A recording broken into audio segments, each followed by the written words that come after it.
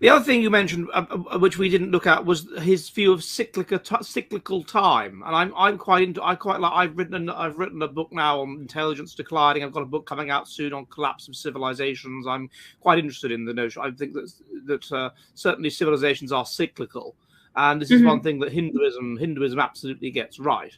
And although there's hints of it in the Bible, it's only hints. Well, and this is one of the big problems with Abrahamic spirituality, is that it does take this linear view of time rather than the cyclical view of time. You know, in the beginning, the world, the universe was created, and eventually there's going to be an end, and then that's it. And the cyclical view is that, you know, the cycle starts with a golden age, and from there, the quality of life and the spirituality of mankind degrades. Even the earth becomes more densely materialized as we reach the Iron Age or the Kali Yuga.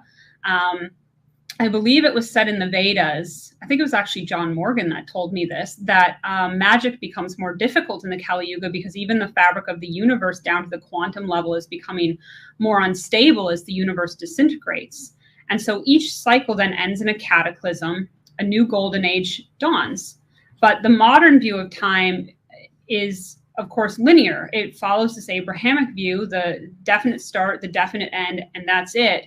And it requires that a belief that humanity is only ever progressing upwards and constantly improving. So it's very simple. It's interesting that if you look in the book of Genesis, for example, there's clear hints. They talk about, you know, the great ones of the time before, the men of renown, who used to breed with us.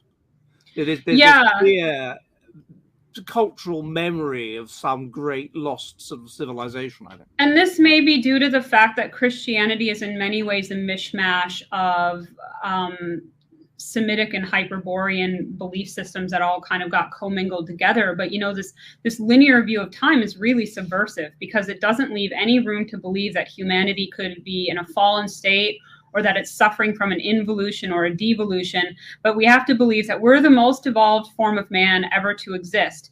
Now, the reason that this is a problem is because then there's an inevitable question that we have to ask. What are we progressing towards?